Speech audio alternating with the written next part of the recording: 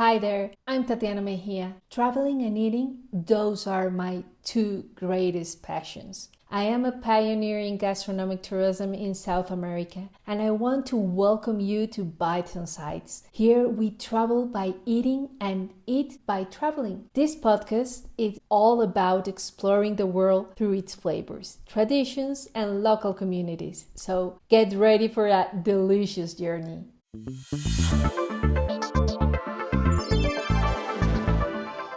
Today, I want to take you on a trip deep into our roots through ancestral flavors. Traditional cuisine isn't just about feeding ourselves. It's a living testimony to history, identity, and knowledge that has been passed down for generations. In this episode, we'll explore how these recipes and culinary traditions keep the essence of indigenous and rural communities alive, and why preserving these flavors means honoring our connection to the land and the collective spirit.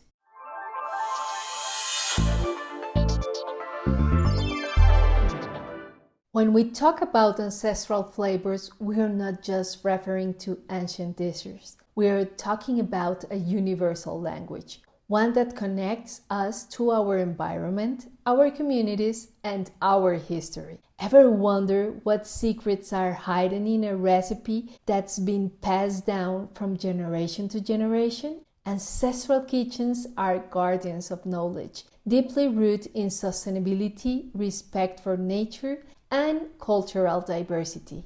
Every dish tells a story of survival, celebrations, and riddles. These recipes reflect a deep, harmonious relationship with the land and its cycles. But unfortunately, many of these traditions are at risk of disappearing. Globalization, industrialized food, and a lack of interest in tradition have caused many communities to lose their culinary heritage. That is why this conversation matters. Preserving and valuing these food traditions isn't just about keeping recipes alive. It's about cultural identity, resilience, and promoting conscious tourism. Gastronomic tourism isn't just about tasting food. It's about understanding the story behind it, respecting the hands that prepare it, and realizing that the way we travel can make a real difference. Imagine sitting at the table with an indigenous community, tasting a dish prepared with centuries-old techniques, knowing that the recipe carries generations of history. Isn't that incredible? Trust me, it is. In this episode, we'll reflect on how rescuing and celebrating these culinary traditions help preserve the soul of a community, fosters sustainability, and ensures the past remains alive in every dish. So, stick with me.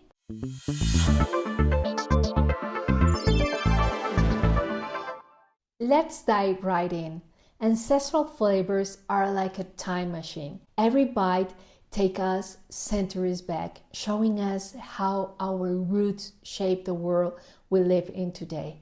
This episode is all about the power of these culinary traditions, not just as food, but as a way to connect with the land, sustainability, and cultural identity. Trust me, once you start traveling through food, you'll see destinations in a whole new way. Fun, delicious, and full of surprises. Well, we'll explore ancient cooking techniques, fascinating food traditions, and most important, how you and us can be conscious travelers that can help them alive. Because that's our mission, yours and mine, to make sure these traditions and stories live on for future generations. Now, what exactly are ancestral flavors? Think about it for a second. Are you ready? Let's go. Ancestral cuisine is all about recipes, ingredients, and cooking methods passed down for generations. But it's more than just food. It's rituals, celebrations, and even spirituality. For example, Have you ever thought about what people ate on an Independence Day centuries ago? Or what food is part of indigenous spiritual rituals? Did you know about the goat sacrifice ritual in La Guajira, Colombia? Or the sacred cocoa ceremonies in indigenous communities? Take the Día de los Muertos, Day of Dead, in Mexico. Food plays a major role, carrying deep cultural and spiritual meaning. In Colombia's Sierra Nevada de Santa Marta, indigenous communities use corn not just for sustenance, but as an offering to Mother Earth, because it expresses gratitude for the harvest. These traditions are deeply connected to nature. Ancestral communities understood that nature dictates what we eat, when, and how. That is why certain ingredients like Amazonian chili peppers or Mesoamerican cocoa aren't just random choices. They are the result of centuries of observation and respect for the land. Speaking of cocoa, here is a fun fact. It isn't just the main ingredient in chocolate, it's sacred. The Mayans called it the food of the gods and use it in religious ceremonies. Even today, the Arhuacos people in Colombia cultivate some of the best cocoa in the world, considering it a sacred food.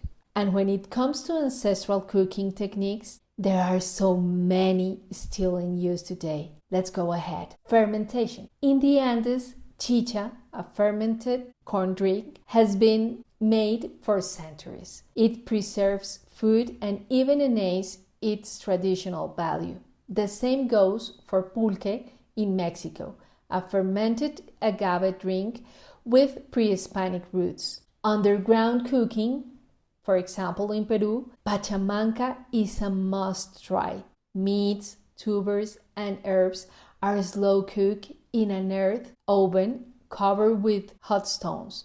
This method enhances flavors while respecting nature's cycles. I have personally experienced it in Chile, in Chiloé, and even in Colombia's Sierra Nevada.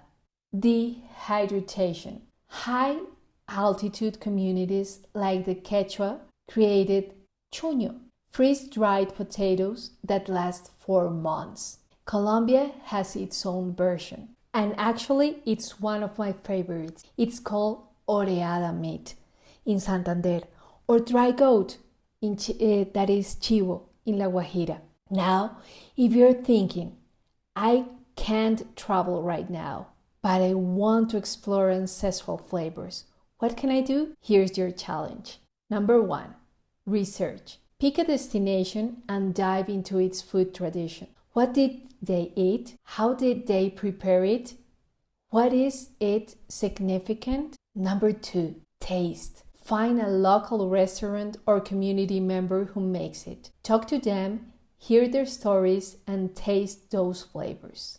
Number 3, cook. Try making it yourself. Visit a farmer's market, gather ingredients, and bring those traditions into your own kitchen. Need help? Check out our blog at www.astuviaje.com for traditional and ancestral recipes you can try at home. And if you want to go deeper, here are some book recommendations. Sabores Ancestrales by Patricia Villavicencio explores Latin American recipes and their spiritual and sustainable connections. The Food of the Gods by Terence McKenna, a fascinating look at cocoa and ancient food rituals. Cocinas de la Memoria by Rafael Cartay, a journey through South America's culinary traditions. Now, let's set the mood with some music.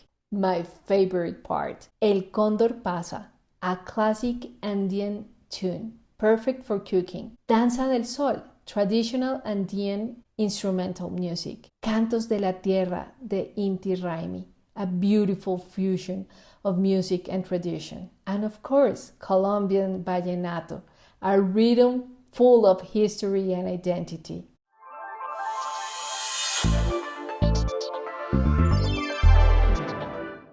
As we have seen, ancestral flavors are more than just old recipes. They are a gateway to our roots, a path to sustainability, and a bridge to the communities that preserve them. Next time you travel, seek out food experiences that let you learn and appreciate these traditions.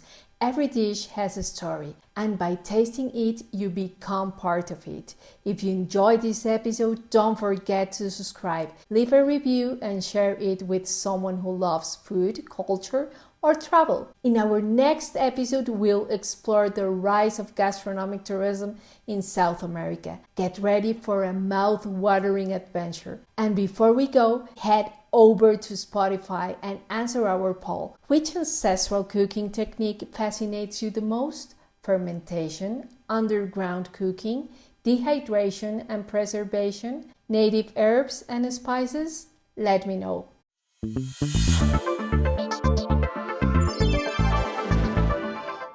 If you love this episode, hit subscribe so you don't miss the next one. And if this content inspires you, share it with fellow travelers and food lovers. Remember, every journey and every bite is a chance to connect with the world. Keep exploring, tasting, and discovering. Until next time, keep traveling with an open heart and an open palate. See you soon!